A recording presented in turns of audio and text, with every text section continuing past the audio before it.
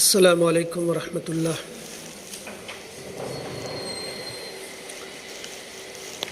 حاضرین جمعہ، آج کے خطبہ میں میرا موضوع ہے صبر کی فضیلت۔ حاضرین،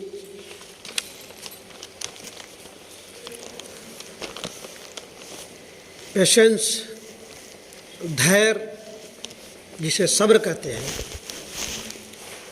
ایک ایسا مضبوط ہتھیار ہے، ایک ایسی مستحکم اور زبردست طاقت ہے جس کے ذریعہ انسان بڑے سے بڑے معرکوں یا اونچی سے اونچی کامیابی پا سکتا ہے۔ اللہ تبارک و تعالی سورہ بقرہ آیت نمبر 153 میں فرما رہا ہے، یا ایھا الذین آمنوا استعینوا بالصبر والصلاۃ ان اللہ مع الصابرین ولا تقولوا لمن يقتل في سبيل الله اموات بل احیاء ولكن لا تشعرون وَلَنَبْلُوَنَّكُمْ بِشَيْءٍ مِّنَ الْخَوْفِ وَالْجُوعِ وَنَقْصٍ مِّنَ الْأَمْوَالِ وَالْأَنفُسِ وَالثَّمَرَاتِ وَبَشِّرِ الصَّابِرِينَ الَّذِينَ إِذَا أَصَابَتْهُم مُّصِيبَةٌ قَالُوا إِنَّا لِلَّهِ وَإِنَّا إِلَيْهِ رَاجِعُونَ۔ حاضرین، یہ سورہ بقرہ کی آیت نمبر 153 ہے، اس میں اللہ تبارک و تعالیٰ فرما رہا ہے، اے ایمان والو، صبر اور نماز کے ذریعہ مدد حاصل کرو۔ اللہ تعالیٰ صبر والوں کا ساتھ دیتا ہے۔ اللہ تعالیٰ کی راہ کے شہیدوں کو مردہ مت کہو، وہ زندہ ہے لیکن تم نہیں سمجھ سکتے، اور ہم کسی نہ کسی طرح تمہاری آزمائشیں ضرور کریں گے، دشمن کے ڈر سے، بھوک پیاس سے، مال و جان اور پھلوں کی کمی سے، اور ان سب کرنے والوں کو خوشخبری دے دیجیے جنہیں جب کوئی مصیبت آتی ہے تو کہہ دیا کرتے ہیں کہ ہم تو خود اللہ تعالیٰ کی ملکیت ہے اور ہم اسی کی طرف لوٹنے والے ہیں۔ ان پر رب تعالیٰ کی نوازشیں ہیں اور یہی ہدایت یافتہ اور پرہیزگار ہیں اور یہی کامیاب ہیں۔ ان آیت کریمہ میں رب کریم نے صبر اور صبر کرنے والوں کی فضیلت بیان کی ہے۔ صبر کے لغوی معنی رکنے اور سہارے کے ہیں، یعنی اپنے نفس کو اضطراب اور گھبراہٹ سے روکنا اور اس کو اپنی جگہ پر ثابت قدم رکھنا۔ سورہ دہر آیت نمبر 24 میں ہے، فاصبر لحکم ربک ولا تطع منهم آثما او کفورا، اپنے پروردگار کے فیصلے پر ثابت قدم رہ اور ان میں سے کسی گنہگار یا فاسق و فاجر ظالم کا کہا نہ مان۔ پھر سورہ ہود آیت نمبر 49 میں فرمایا، فاصبر ان العاقبۃ للمتقین، ثابت قدم رہ اور وقت کے منتظر رہیے، بلا شبہ آخر کامیابی پرہیزگاروں کے لیے ہے۔ پھر سورہ یونس میں اللہ تبارک و تعالیٰ نے فرمایا، فاصبر لحکم ربک وہو خیر الحاکمین، اور ثابت قدم رہ کر وقت کے منتظر رہیے یہاں تک کہ خدا فیصلہ کر دے، وہ فیصلہ کرنے والوں میں سب سے بہتر ہے۔ فاصبر کما صبر اولو العزم من الرسل ولا تستعجل لهم، یہ سورہ احقاف کی آیت ہے کہ آپ بھی اسی طرح پامردی کیجیے جس طرح پختہ ارادہ والے پیغمبروں نے کی ہے، اور ان مخالفوں کے لیے جلدی نہ کیجیے۔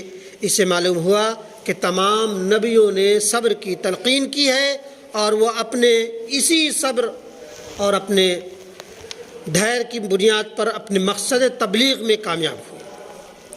صبر، نبی کریم صلی اللہ علیہ وسلم کی بعثت ہوئی 621 ہجری میں، تو نبی اکرم صلی اللہ علیہ وسلم پر وہ مصیبتیں، وہ آزمائشیں، وہ پریشانیاں جو کی جا سکتی تھیں کی گئیں، لیکن نبی اکرم صلی اللہ علیہ وسلم کو اللہ تبارک و تعالیٰ نے تمام نبیوں کے صبر و استقلال کی مثال دیتے ہوئے کہا کہ آپ صبر کریے، پیشنس رکھیے، دھیر کیجیے، آخر میں آپ ہی کامیاب رہیں گے، کیونکہ ان کو دل کو بڑھانے والی چیز اور ہمت افزائی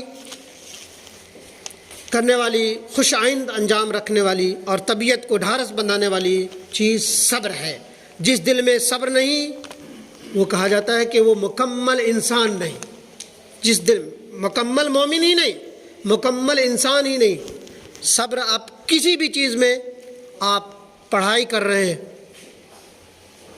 سال بھر آپ پریشانیوں کی شدت برداشت کرتے ہیں، تب آپ کو کامیابی ملتی ہے۔ پھر 12-13 سال پڑھنے کے بعد تب جا کر کے آپ کو کامیابی ملتی ہے۔ تو اگر انسان صابر نہیں، شاکر نہیں، تو وہ مکمل انسان نہیں۔ ترقی کے عروج میں پہنچانے والی چیز صبر ہے۔ صبر والوں کے لیے بڑے بڑے درجات ہیں۔ بنو اسرائیل کو آپ جانتے ہیں، فرعون اس کے مد مقابل تھا، غلام اور بالکل محکوم تھی، لیکن صبر اور استقلال ہی کی وجہ سے حاکم ہوئے۔ قرآن مجید ان کے صبر کی کے متعلق فرما رہا ہے وَأَوْرَثْنَا الْقَوْمَ الَّذِينَ كَانُوا يَسْتَضْعَفُونَ مَشَارِقَ الْأَرْضِ وَمَغَارِبَهَا الْأَرْضِ۔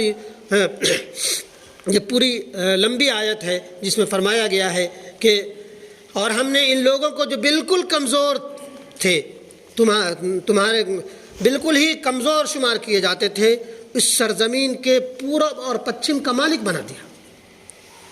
وہی بنو اسرائیل جب اس قوم میں کوئی لڑکا پیدا ہوتا تھا تو اسے زندہ قتل کر دیا جاتا تھا اور اس کے والدین کو سزا دی جاتی تھی۔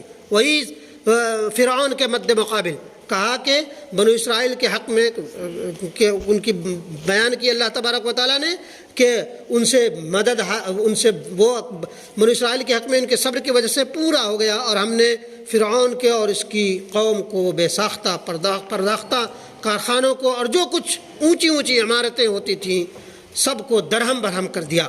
ان آیت کریمہ سے یہ ظاہر ہوتا ہے کہ بنو اسرائیل جیسی ناتواں اور کمزور قوم فرعون جیسی طاقتور کے سامنے اس لیے سربلند ہوئی کہ اس نے صبر و ثابت قدمی سے کام لیا۔ وَجَعَلْنَا مِنْهُمْ أَئِمَّةً يَهْدُونَ بِأَمْرِنَا لَمَّا صَبَرُوا وَكَانُوا بِآيَاتِنَا يُوقِنُونَ کہ سورہ سجدہ کی آیت نمبر 24 ہے۔ اور جب ان لوگوں نے صبر کیا تو ہم نے ان میں سے ایسے پیشوا بنائے جو ہمارے حکم سے لوگوں کو ہدایت کرتے تھے اور وہ ہماری آیتوں پر یقین رکھتے تھے۔